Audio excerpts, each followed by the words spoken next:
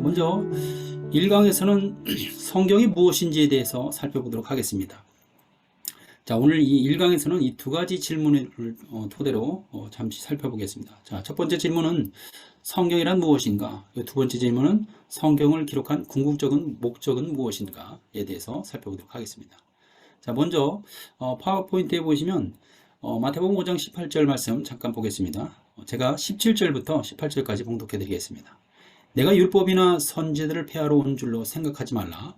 폐하러 온 것이 아니요 완전하게 하려 함이라. 진실로 너희에게 이르노니 천지가 없어지기 전에는 율법의 1.1획도 결코 없어지지 아니하고 다 이루리라. 본문 중에 이 모세 율법과 선지자들의 이 예언은 구약 성경 전체를 상징한다고 볼 수 있습니다. 자, 즉 세상이 끝나기 전에 하나님께서 구약에 약속하신 말씀을 반드시 성취한다는 것입니다.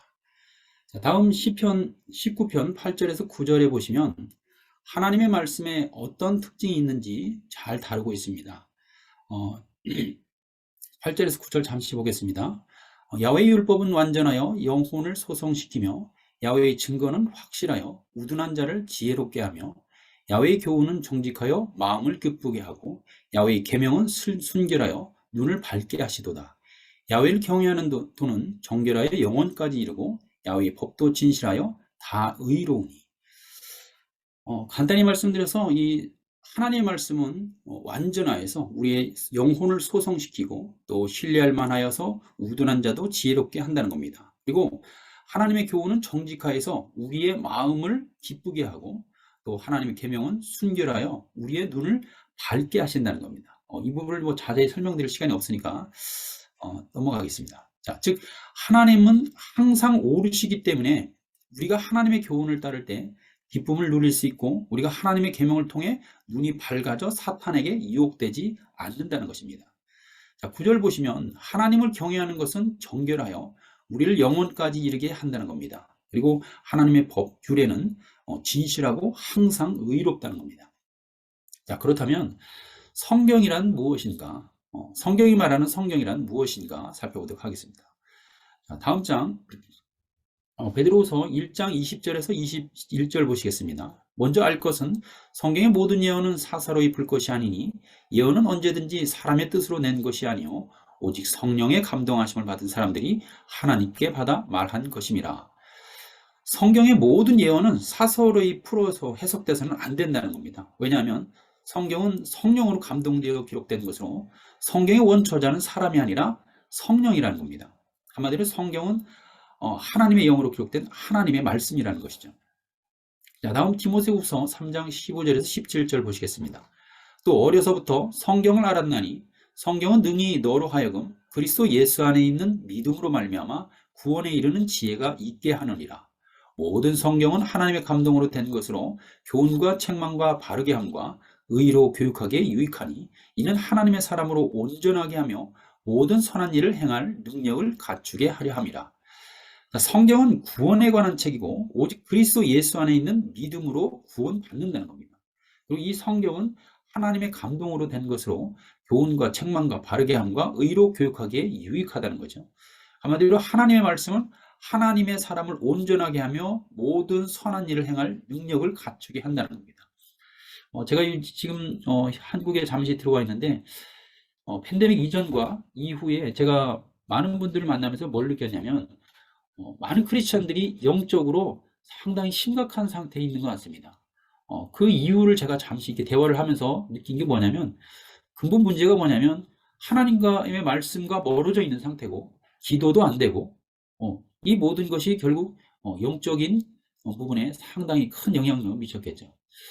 사실 팬데믹 이전에 사실 제가 보기엔 그들도 역시 열심으로 주님 섬기던 이들이었습니다. 근데 팬데믹 이후에 봤을 때 많은 이들이 사실 지금 현재 한국 교회에 와서도 느껴보니까 한 35%가 예배 출석을 하지 않는다는 겁니다. 사실은 이게 현실이죠. 그리고 과연 그들의 믿음은 진짜느냐? 헛된 야고보서 2장에서 말씀하는 것처럼 헛된 믿음이냐 아니면 온전한 믿음이었냐? 사실 그 열매가 지금 드러나는 것 같습니다. 자, 다시 본론으로 돌아와서 베드로전서 1장 23절 보시겠습니다. 너희가 거듭난 것은 썩어진 씨로 된 것이 아니요 썩지 아니할 씨로 된 것이니 살아있고 항상 있는 하나님의 말씀으로 되었느니라. 여기서 썩지 아니할 씨는 항상 살아있고 항상 있는 하나님의 말씀이라는 거죠. 그래서 이 살아있는 하나님의 말씀을 통해 사람이 진실로 거듭날 수 있다는 겁니다. 사실 우리가 매일매일의 말씀을 통해서 매일매일 거듭난 삶을 살아가야 되는 것 같습니다. 자, 히브리서 4장 12절 보시면 하나님의 말씀은 살아있고 활력이 있어 좌우의 날선 어떤 검보다도 예리하여 혼과 영과 및 관절과 골수를 찔러 쪼개기까지 하며 또 마음의 생각과 뜻을 판단하나니. 하나님의 말씀은 살아있고 활력이 있어 사람의 혼과 영과 육을 터치해서 우리의 마음과 생각과 뜻까지도 판단하신다는 겁니다. 정말 기묘한 막측한 말씀이십니다. 자, 여러분 예를 들어서 의사가 엑스레이나 CT, MRI 등을 이 장비를 통해서 암을 찾아내기도 하고 또 칼로 메스로 암덩어리를 제거하기도 합니다. 며칠 전에 이제 어머니를 모시고 이제 어머니는 원치 않으시는데 MRI를 촬영했습니다. 근데 비용이 많이 들어가서 걱정을 하시는데 근데 그래도 해야 됩니다. 이제 검사를 했습니다. 했더니 정확하게 어떤 부위에 어떤 문제가 있는지 진단이 정확하게 나오니까 치료를 어떻게 해야 될지에 대해서 확실히 알게 되고 사실은 몇십만 원이 들었지만 정확하게 어떻게 해야 될지 진단이 되니까 앞으로 치유하는 방법도 거기서 더 찾았던 것 같습니다. 자, 좀 전에 엑스레이와 MRI 비유한 것처럼 이 하나님의 말씀은 영혼 육간의 모든 것을 찔러 쪼개어 선악간의 모든 것을 드러나게 한다는 겁니다. 우리가 이 데살로니가전서 2장 13절에 보시면 우리가 말씀을 받을 때 하나님의 말씀으로 받으면 그 말씀이 내 안에 역사하여 나를 변화시킨다는 겁니다. 우리가 이 성도들이 교회에서 아무리 말씀을 전해도 성도들의 삶이 변하지 않는 두 가지 이유가 있는 것 같습니다. 첫 번째는 설교자가 하나님의 말씀이 아닌 사람의 말을 전하든가 아니면 두 번째는 하나님의 말씀을 전하여도 듣는 자가 사람의 말로 받기 때문에 변하지 않는 것 같습니다. 자, 우리가 성경을 하나님의 말씀을 받을 때 우리의 삶이 반드시 변하는 줄 믿습니다. 저는 제 삶을 통해서 제 모습을 통해서 그것을 발견한 것 같습니다. 자, 시편 119편 105절 보겠습니다. 주의 말씀은 내 발의 등이요 내 길의 빛이니이다. 이스라엘 백성들에게 이 등과 빛이라는 의미는 상당히 중요한 메시지를 담고 있습니다. 왜냐하면 이스라엘 백성들은 광야길에 인도하던 불기둥이나 성소에 늘 타던 촛대 같은 경험이 있기 때문이겠죠. 즉 하나님의 말씀이 등불과 빛처럼 우리의 발과 길을 인도하신다는 겁니다. 여호수아 1장 8절 보겠습니다. 이 율법책을 내 입에서 떠나지 말게 하며 주야로 그것을 묵상하여 내 안에 기록된 대로 다 지켜 행하라. 그리하면 내 길이 평탄하게 될 것이며 내가 형통하리라. 여기서 율법책은 구약에 특히 이 모세오경을 말하고 있겠죠. 자, 만약 내가 이 말씀을 주야로 읽고 묵상하고 그 말씀대로 지켜 행하면 내 길이 평탄하고 형통한다는 겁니다.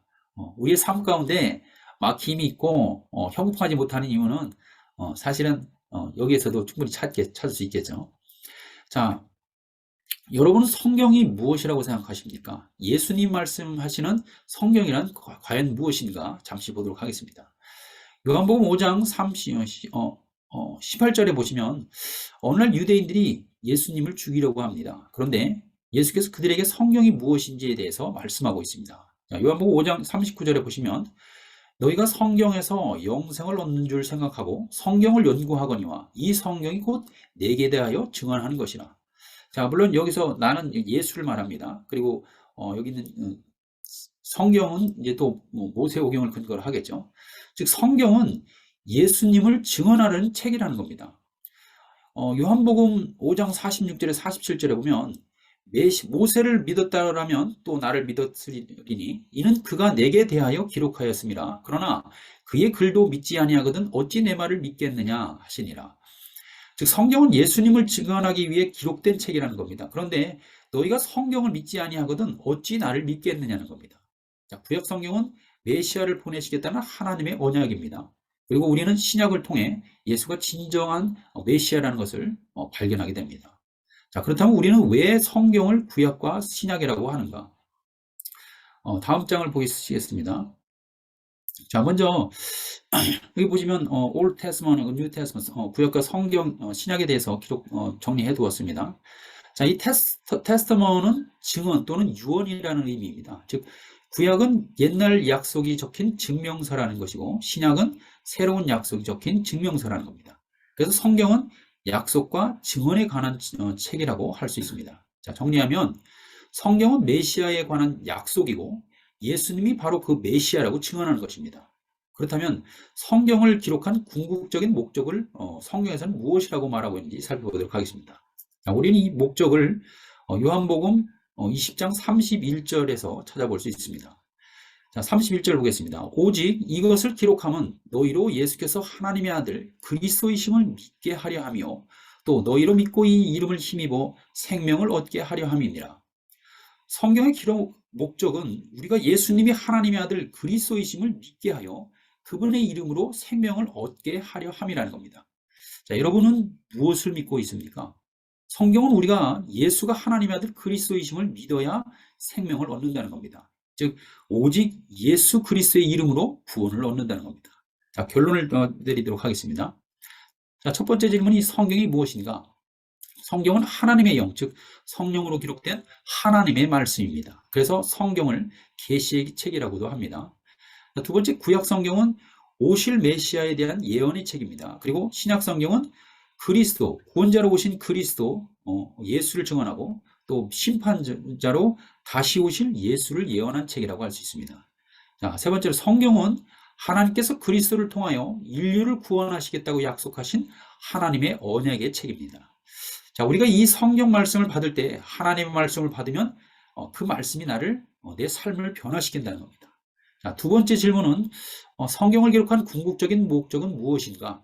성경을 기록한 목적은 우리가 예수님이 그리스도요 하나님의 아들이심을 믿게 하여 그분의 이름으로 생명을 얻게 하려 하는 것입니다. 그렇다면 우리의 사역은 성경을 기록한 목적을 근거로 하며 또한 방향도 같은 것이어야겠죠. 자, 우리가 삶의 적용점을 찾는다면 우리는 과연 세상에 무엇을 전해야 하는가? 우리의 사역의 기준은 무엇인가? 우리의 사역의 최종 목적은 무엇이고 방향은 어느 곳을 향하여 하는가? 이 모든 기준과 목적과 방향이 성경을 기록한 목적과 동일해야 한다는 겁니다. 자, 그러므로 우리는 성경에서 예수가 메시아이심을 발견하고 그분이 그리스도이심을 세상에 증거해야 합니다. 이것이 전도이고 또 이것이 설교의 목적이 되겠죠. 자, 여러분이 예수 그리스도이심을 세상에 전할 때 하나님의 영이 반드시 역사하실 줄 믿습니다. 자, 다음은 2강으로 바로 넘어가도록 하겠습니다. 자, 오늘 이 2강은 사실은 전체 강의 중에서 제가 전할 때마다 항상 마음에 항상 은혜가 넘치고 불이 붙는 것 같습니다. 자, 2강에서는 이 복음에 대해서 살펴보도록 하겠습니다. 자, 2강에서는 두 가지 질문. 첫 번째 질문은 복음이 무엇인가? 두 번째 질문은 사도들은 세상에 무엇을 전하는가에 대해서 살펴보도록 하겠습니다. 자, 먼저 고린도후서 4장 4절을 잠시 보겠습니다. 여기 보시면 사탄의 일에 대해서 아주 간단 명령에 기록하고 있습니다. 자, 그 중에 이 세상의 신이 믿지 아니하는 자들의 마음을 혼미하게 하여 그리스도의 영광의 복음의 광채가 비치지 못하게 함이니 그리스도는 하나님의 형상이니라. 여기서 이 세상의 신은 사탄을 말하고 그리스도는 또 하나님의 형상이라는 겁니다. 그래서 사탄은 믿지 아니하는 자들의 눈을 가리워 그리스도의 복음의 빛을 보지 못하게 한다는 겁니다. 자, 그렇다면 사탄은 왜 우리의 마음을 혼미하게 하는가? 왜 그 빛을 보지 못하게 하는가? 요한복음 8장 12절에 보시면 예수께서 말씀하여 이르시되 나는 세상의 빛이니 나를 따르는 자는 어둠에 다니지 아니하고 생명의 빛을 얻으리라 이렇게 말씀하십니다. 예수는 세상의 빛이요 그를 따르는 자는 생명의 빛을 얻는다는 거죠.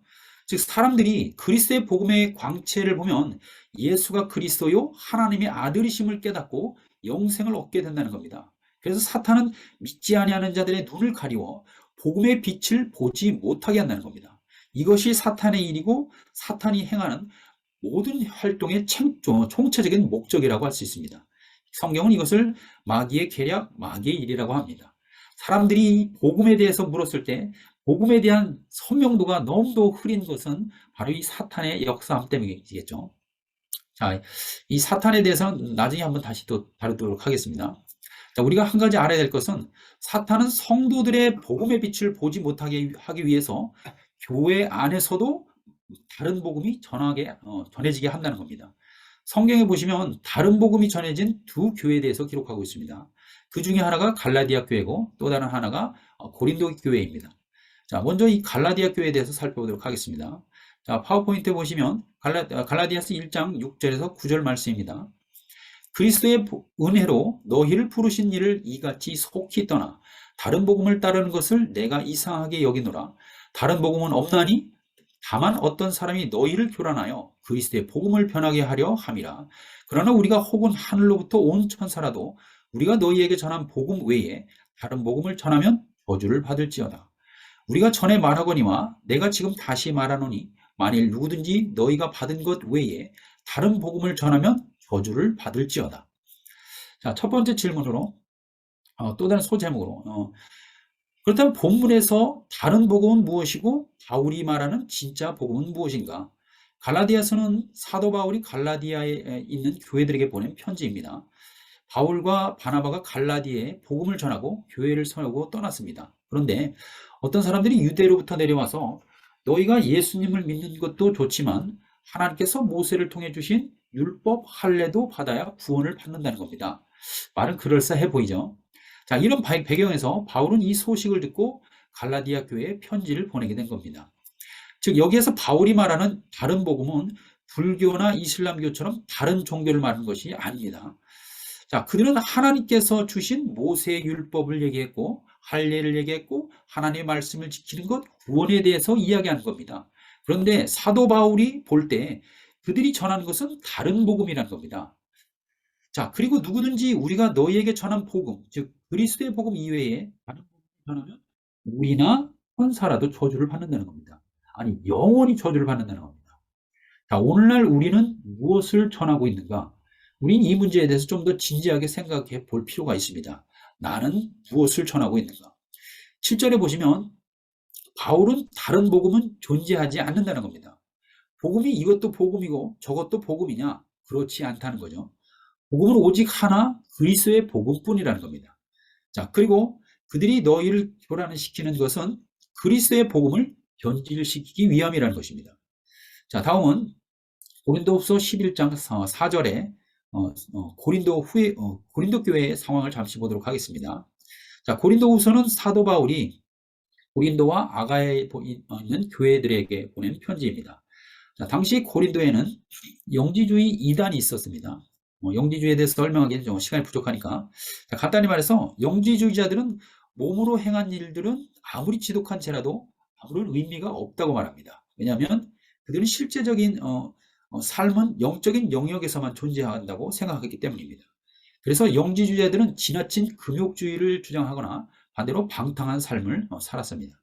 자, 그리고 이것은 교회에도 큰 영향을 미치게 됩니다.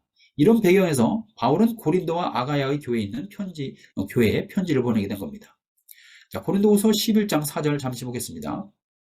만일 누가 가서 우리가 전파하지 아니한 다른 예수를 전파하거나 혹은 너희가 받지 아니한 다른 영을 받게 하거나 혹은 너희가 받지 아니한 다른 복음을 받게 할 때는 너희가 잘 용납하는구나.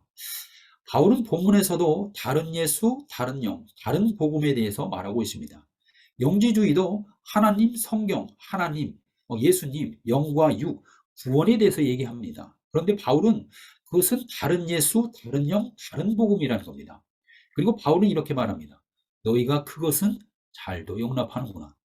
자, 당시 사도 바울과 초대교회가 전했던 순수한 복음이 오늘날 교회 안에서 각각 유지되고 있는지, 또 오늘도 그 복음이 증거되고 있는지에서 우리가 한번 뒤돌아볼 필요가 있겠죠. 자, 예수님 얘기 안 해도 그냥 설교가 됩니다. 예수님에 대해서 올바로 전하지 않아도 교회가 부흥하기도 합니다. 근데 이건 상당히 위험한 일인 것 같습니다. 자, 이제 두 번째 다음 질문 넘어가겠습니다. 바울이 말하는 진짜 복음이란 무엇인가? 지금 여러분 자신에게 한번 질문해 보시기 바랍니다. 참 복음이 무엇인가? 만약에 누가 나에게 복음이 무엇이냐고 물으면 아마 기분이 별로 좋지는 않을 것 같습니다. 나에게 복음을 묻느냐?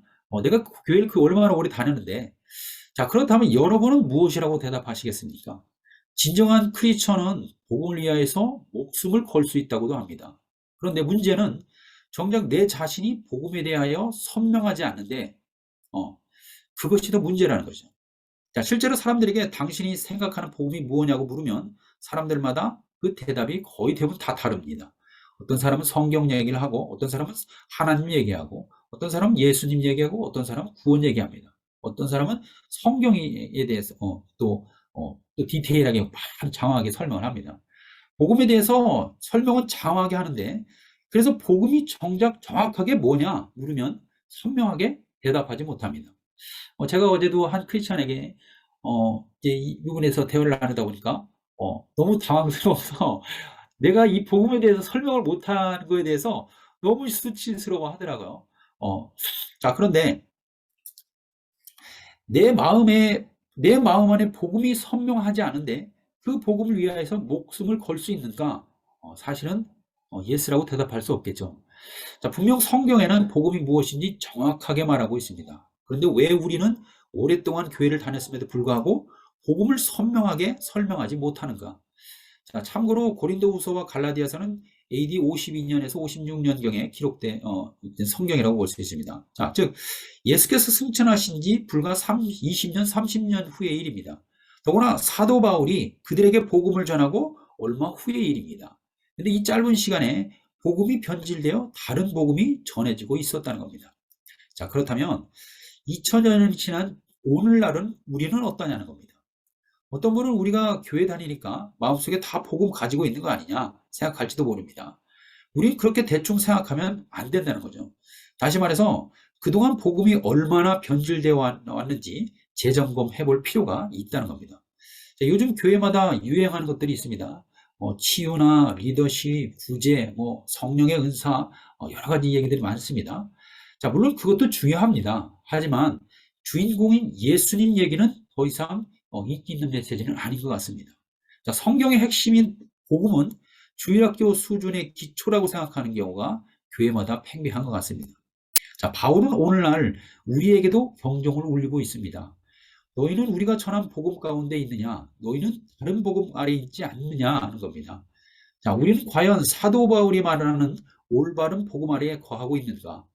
둘 중에 하나겠죠. 올바른 복음이거나 아니면 다른 복음 아래에 있을 것입니다. 자, 그런데 바울은 누구든지 다른 복음을 전하면 영원히 저주를 받는다는 겁니다. 자, 그렇다면 바울이 전한 복음은 무엇인가? 자, 로마서 16장 25절에 27절 보겠습니다. 나의 복음과 예수 그리스도를 전파함은 영세 전부터 감추어졌다가 이제는 나타내신 바 되었으며 영원하신 하나님의 영을 따라 선지자들의 글을 말미암아 모든 민족이 믿어 순종하게 하시려고 알게 하신 바 그 신비의 계시를 따라 된 것이니 이 복음으로 너희를 능히 견고하게 하실 지혜로우신 하나님께 예수 그리스도로 말미암아 영광이 세세 무궁하도록 있을지어다. 아멘. 자, 이 복음, 즉 예수가 그리스도이심은 영생 전부터 감추어졌다가 하나님의 명령으로 그 신비의 계시를 따라 나타났다는 것입니다. 자, 우리는 이 복음이 내가 똑똑해서 믿게 된 것이라고 착각을 하고 있는 것 같습니다. 자, 그런데 마태복음 16장 16절에 보시면 예수께서 제자들에게 이렇게 묻습니다. 자, 먼저 15절에 17절에 보시면 너희는 나를 누구라 하느냐? 그 제자들이 이제 어떤 이는 엘리야라, 어떤 이는 예레미야라, 어떤 이는 침례요한이라, 어떤 이는 선지자 중에 하나라 하나이다. 그러자 예수님께서 너희는 나를 누구라 하느냐? 그러자 16절에 베드로가 이렇게 대답을 합니다. 주는 그리스도시요 살아계신 하나님의 아들이시니이다. 자, 그러자 예수께서 대답해 이르시되 바요나 시몬아 내가 복이 있도다. 이를 내게 알게 한 이는 혈육이 아니요 하늘에 계신 아버지시니라. 내 아버지시니라. 베드로에게 예수가 그리스도라는 것을 알게 하신 이는 사람이 아니라 하나님이시라는 겁니다. 복음을 받아들이는 것은 사람의 지식에 의한 것이 아니라 하나님의 신비의 계시로 되었다는 겁니다. 자, 그래서 저는 내 영혼이 예수를 그리스도를 믿게 된 것이 가장 큰 기적인 줄 믿습니다. 사실은 4일 만에 죽었다 다시 살아난 나사로가 다시 살아난 것보다 사실은 내 영혼이 예수 믿게 된 것이 사실은 더 큰 기적인 것 같습니다. 자, 다음은 로마서 1장 1절에 4절 보시겠습니다. 예수 그리스도의 종 바울은 사도로 부르심을 받아 하나님의 복음을 위하여 택정함을 입었으니 이 복음은 하나님이 선지자들을 통하여 그의 아들에 관하여 성경에 미리 약속한 것이라. 그의 아들에 관하여 말하며 육신으로는 다윗의 혈통에서 나셨고 성결의 영으로는 죽은 자들 가운데서 부활하사 능력으로 하나님의 아들로 선포되셨으니 곧 우리 주 예수 그리스도시니라. 자, 이 복음은 하나님께서 선지자를 통해 그의 아들에 관하여 성경에 미리 약속하셨다는 겁니다. 아모스 3장 7절에 보시면 하나님께서는 그 종 선지자들에게 계시하신 대로 행하신다는 겁니다. 그리고 그 약속대로 오신 하나님의 아들이 우리 주 예수 그리스도라는 겁니다. 사도 바울은 이 복음의 실체가 우리 주 예수 그리스도라고 선포하고 있는 것입니다. 자, 사도행전 9장에 보시면 바울은 예수쟁이들을 잡으려고 사실 다메섹으로 가던 중에 예수님을 만났습니다. 그리고 바울은 하늘로부터 빛을 보고 앞을 보지 못하게 되었죠. 그런데 아나니아의 안수로 안수 기도를 받고 사울 눈에서 비늘 같은 것이 벗겨져 다시 보게 되었습니다. 자, 그리고 사도행전 9장 22절을 그 다음 절로 바로 넘어가면 사울이 회당에서 말씀을 전파하기 시작합니다. 자, 사도행전 9장 20절에 보시면 즉시로 각 회당에서 예수가 하나님의 아들이심을 전파하니, 그리고 파워포인트 보시면 22절로 넘어가서 사울은 힘을 더 얻어 예수를 그리스도라 증언하여 다메섹에 사는 유대인들을 당혹하게 하니라. 바울은 예수님을 만난 후에 처음부터 이렇게 전했습니다. 예수는 하나님의 아들이라, 예수는 그리스도라. 자, 이 본문은 9장인데 다음은 사도행전 17장을 잠시 보겠습니다. 참고로 사도행전 9장과 17장 사이에는 대략 15년에서 20년 정도의 시간 차이가 있습니다. 시간이 그 정도 흐른 후이죠. 자, 과연 15년, 20년 후에 바울은 무엇을 전했는가? 자, 17절 2절에 3절 보겠습니다.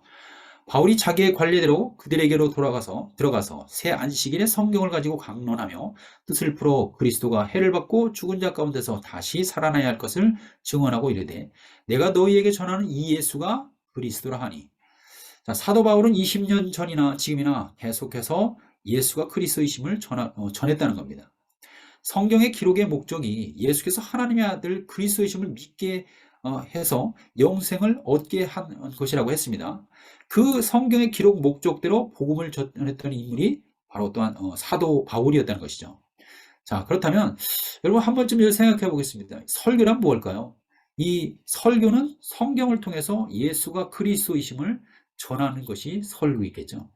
그리고 우리는 성경에서 예수가 그리스도이심을 발견하고 그것을 성경에 증거해야 할 것이 우리의 또 사명이겠죠.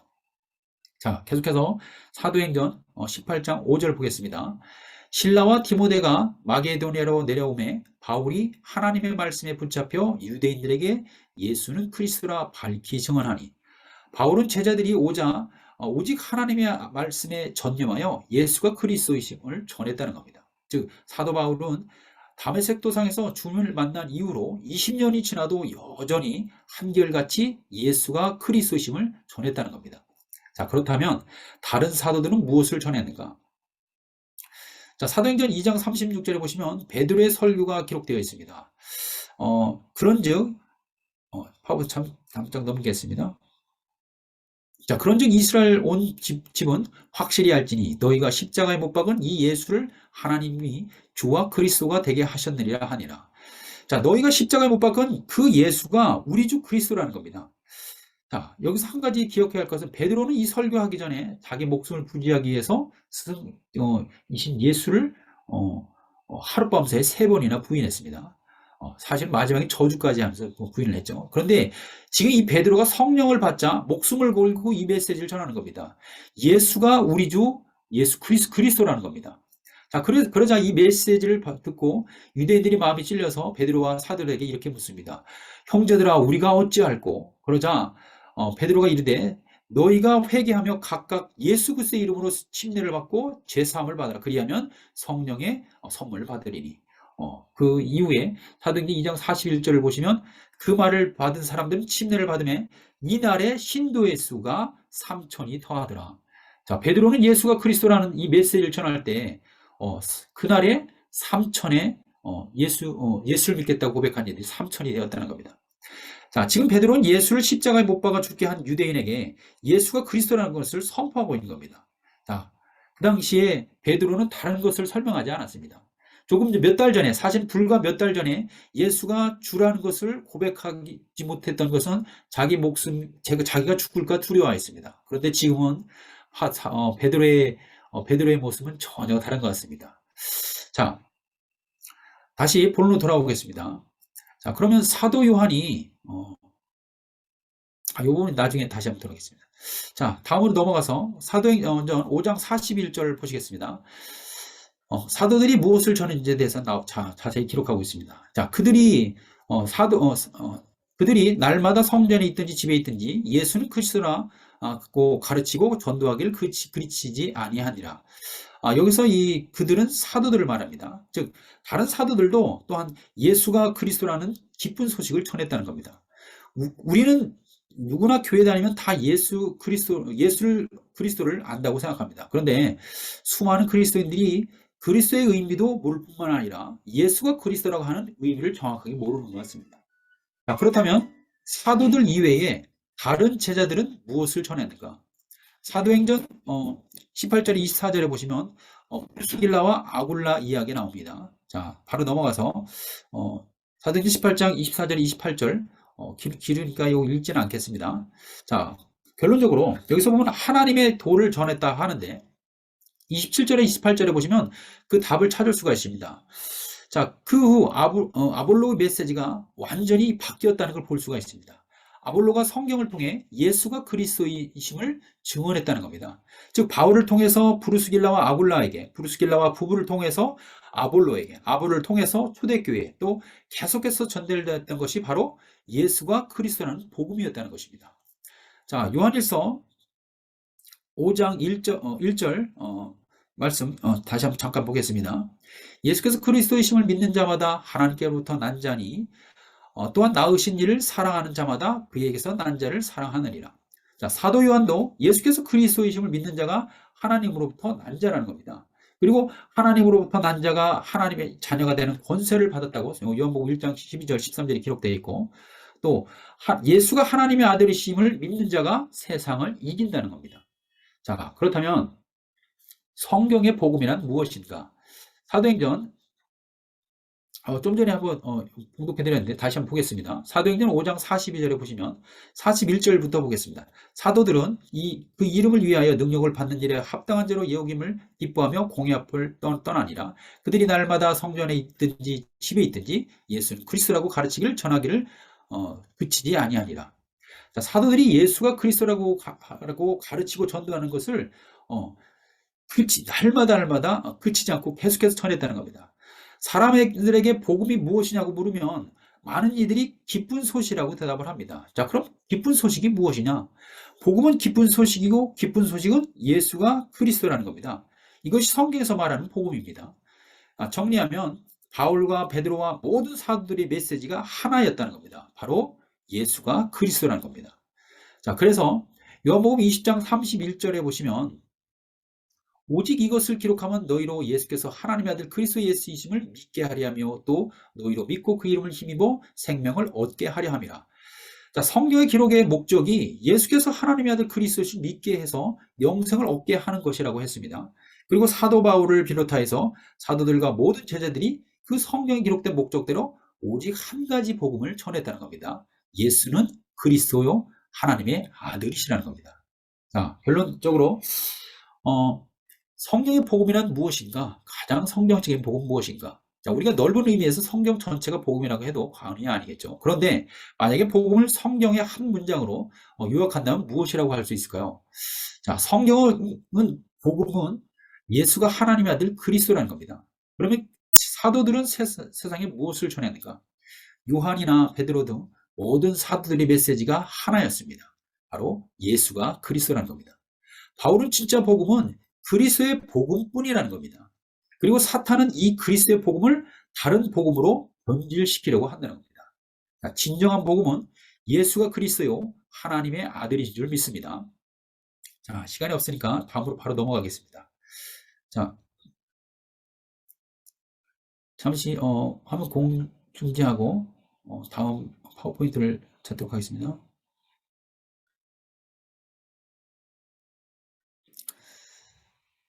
자, 다음 3강은 3강에서는 하나님의 형상대로 지음받은 인간에 대해서 말씀 나누도록 하겠습니다. 자, 우선 우리는 이 주제에 대해서 두 가지 질문을 던져볼 수 있습니다.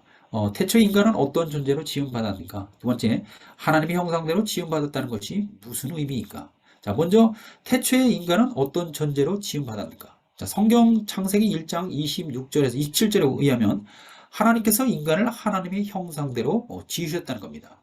자, 그렇다면 다시 나머지 넘어가고 성경에 보시면 인간이 하나님의 형상대로 지음받았다는 표현이 세 가지 정도가 기록되어 있습니다. 잠시 보겠습니다. 먼저 창세기 1장 27절에 보시면 하나님이 이르시되 우리의 형상을 따라 우리의 모양대로 우리가 사람을 만들고 그들로 바다의 물고기와 하늘의 새와 가축과 온 땅과 땅에 기는 모든 것을 다스리게 하자 하시고 하나님이 자기 형상 곧 하나님의 형상대로 사람을 창조하시되 남자와 여자를 창조하시고 자, 창세기 9장 6절에 보시면 다른 사람의 피를 흘리면 그 사람의 피도 흘릴 것이니 이는 하나님이 자기 형상대로 사람을 지으셨음이니라. 자, 세 번째 야고보서 3장 9절에 보시면 이것으로 우리가 주 아버지를 찬송하고 또 이것으로 하나님의 형상대로 지음받은 사람을 저주하나니 즉 하나님께서 하나님 형상대로 하나님의 모양대로 사람을 지으셨다는 겁니다. 그렇다면 하나님의 형상대로 지음받았다는 것이 무슨 의미입니까? 하나님의 형상대로 지음받았다는 것은 그 의미를 네 가지 각도로 살펴보도록 하겠습니다. 자, 먼저 요한복음 4장 24절 보시면 예수께서 사마리아 여인에게 이렇게 말씀하십니다. 하나님은 영이시니 예배하는 자가 영과 진리로 예배할지니라. 예수께서 말씀하시되 하나님이 영이시라는 겁니다. 그렇다면 인간이 하나님의 형상으로 지음받았다는 것은 인간이 영적 존재로 지음받았다고 할 수 있습니다. 창세기 2장 7절에 보시면 야훼 하나님이 땅의 흙으로 사람을 지으시고 생기를 그 코에 불어 넣으시니 사람이 생명이 되니라. 여기서 생명은 히브리어로 네페시 하야입니다. 자, 이 사람이 호흡하는 이 살아있는 존재가 되었다는 거죠. 정리하면 인간이 하나님의 형상대로 지음받았다는 것은 인간이 살아있는 영적 존재로 지음받았다는 겁니다. 자, 모든 동물은 육신을 가지고 있습니다. 그런데 인간이 영적 존재로 지음받았다는 것은 굉장히 특별한 은혜인 것 같습니다. 자, 왜냐하면 사람은 동물과 달리 영과 진리로 하나님을 예배할 수 있기 때문입니다. 자, 두 번째로 시편 8편에서 4절에서 8절 보시면 인간이 피조 세계의 어떤 위치에 있는지에 대해서 설명하고 있습니다. 잠시 보겠습니다. 사람이 무엇이기에 주께서 그를 생각하시며 인자가 무엇이기에 주께서 그를 돌보시나이까. 그를 하나님보다 조금 못하게 하시고 영어와 존귀로 관을 씌우셨나이다. 주의 손으로 만드신 것을 다스리게 하시고 만물을 그의 발 아래 두셨으니 곧 모든 소와 양과 들짐승이며 공중의 새와 바다의 물고기와 바닷길에 다니는 것이니라. 자, 영화의 영화와 존귀로 관을 씌우셨다는 것은 이 표현은 왕에게만 쓰는 표현입니다. 6절에서 8절에 보시면 인간은 하나님 앞에서는 그냥 피조물이지만 인간은 피조 세계에서는 왕 같은 존재로 지음을 받았다는 겁니다. 자, 잠시 창세기 1장 26절 잠깐 보시겠습니다. 하나님이 이르시되 우리의 형상을 따라 우리의 모양대로 우리가 사람을 만들고 그들로 바다의 물고기와 하늘의 새와 가축과 온 땅과 땅에 기는 모든 것을 다스리게 하자 하시고 즉 하나님께서 사람에게 바다의 물고기와 하늘의 새와 가축과 온 땅과 땅에 기는 모든 것을 다스리게 하시기 위해 하나님의 형상대로 지으셨다는 겁니다. 예를 들어 디모데전서 6장 15절에 보시면 하나님이 그의 나타냄을 보이시리니 하나님은 복되시고 유일하신 주권자이시며 만왕의 왕이시며 만주의 주시오. 자, 하나님은 영이실 뿐만 아니라 하나님은 만왕의 왕이시라는 겁니다. 즉 하나님의 형상대로 지음받았다는 것은 하나님께서 우리를 영적 존재이면서 온 땅과 땅에 기는 모든 것을 다스리는 왕 같은 존재로 지으셨다는 것입니다. 자, 세 번째로 창세기 5장 3절을 보시겠습니다. 아담은 130세에 자기의 모양, 곧 자기의 형상과 같은 아들을 낳아 이름을 셋이라 하였고, 여기서 자기의 모양과 자기의 형상이라는 표현이 있습니다. 자, 아담이 자기 모양과 자기 형상대로 아들을 낳았다는 것은 아버지와 아들의 관계가 되었다는 것입니다. 자, 사도복음서에 보시면 마태복음과 누가복음에 보면 예수 그리스도의 족보가 나옵니다. 자, 먼저 마태복음 1장 2절에서 2절과 16절을 잠깐 보겠습니다. 아브라함과 다윗의 자손 예수 그리스도의 계보라. 아브라함이 이삭을 낳고 이삭은 야곱을 낳고 야곱은 야구다와 그 형제들 낳고 계속해서 나아가죠. 자, 그리고 마지막 16절에 보시면 야곱은 마리아의 남편 요셉을 낳았으니 마리아에게서 그리스도라 칭하는 예수가 나시니라. 자, 아브라함이 이삭을 낳고 이삭이 야곱을 낳고 야곱이 결국에는 야곱이 마리아의 남편 요셉을 낳고 예수를 낳으니라 이렇게 기록합니다. 이와 같이 보통 족보는 위에서 아래로 내려갑니다. 그런데 누가복음 3장 23절에 보시면 오히려 거슬러 올라갑니다.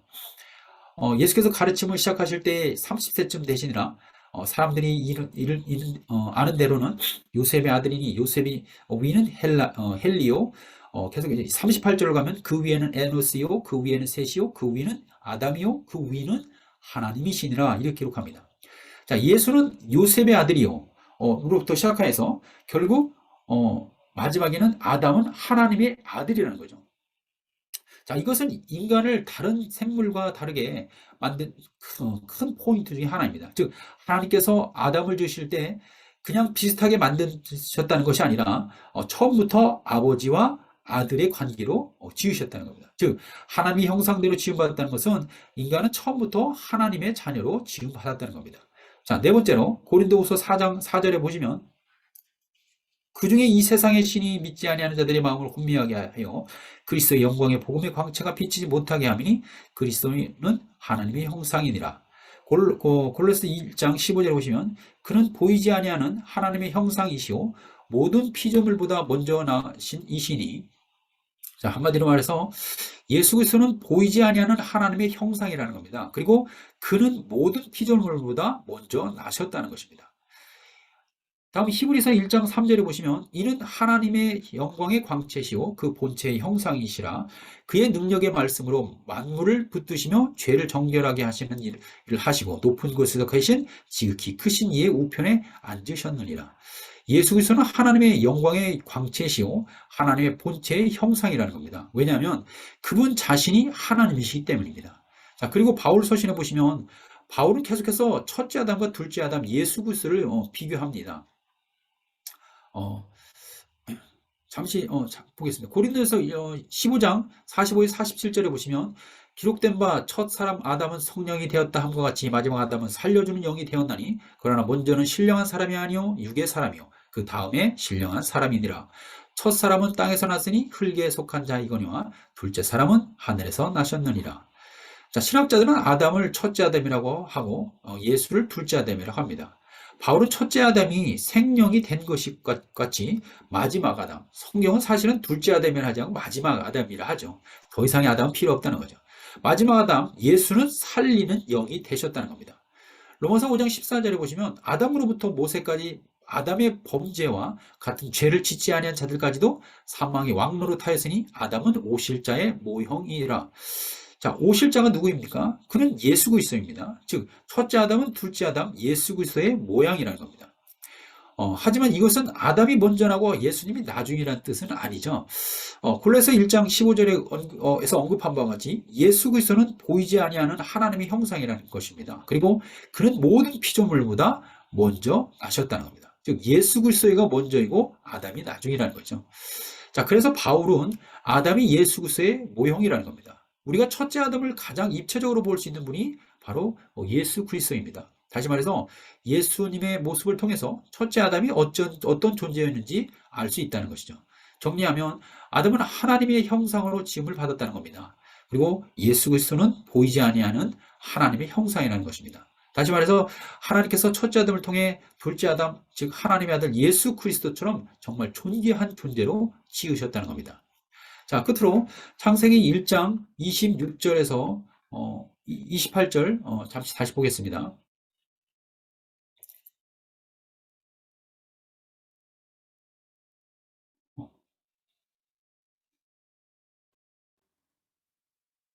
제가 또 지나갔나요? 자, 창세기 1장 26절 28절에 잠깐 거기 보시면 하나님의 형상을 따라서 우리 모양대로 지으신 내용이 보입니다. 시간 없으니 이 부분에 넘어가도록 하겠습니다. 자, 결론 지어서 자, 첫 번째 질문은 태초에 인간은 어떤 존재로 지음받았는가?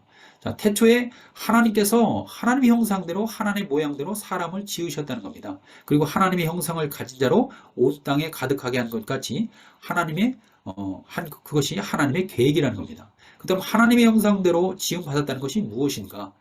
첫 번째, 인간은 살아있는 영적인 존재로 지음받았다는 겁니다. 그리고 두 번째, 인간은 온 땅과 땅에 기는 모든 것을 다스리는 왕같은 존재로 지음받았다는 것입니다. 세 번째로, 인간은 태초에 하나님의 자녀로 지음받았다는 겁니다. 그리고 네 번째, 인간은 하나님의 아들 예수 그리스도처럼 정말 존귀한 존재로 지음받았다는 겁니다.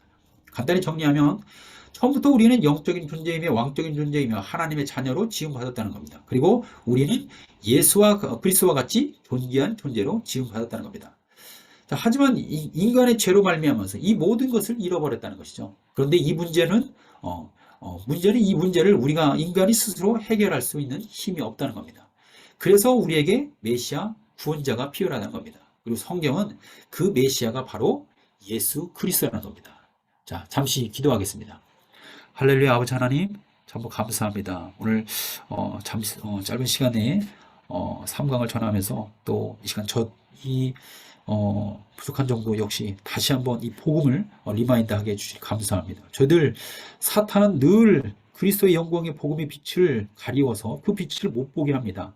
그러나 아버지 하나님, 저희들 말씀으로 돌아가서 복음으로 돌아가서 다시 한번 저희들 복음이 무엇인지 선명하게 그려내게 하시고 또 이 땅에서 살아있는 동안에 이 복음을 세상까지 땅끝까지 증거할 수 있는 저희들이 다 되게 해 주옵소서. 남은 일정 가운데 주님 함께 하실 줄 믿사오며 예수 그리스도의 이름으로 기도드렸사옵나이다. 아멘. 아멘.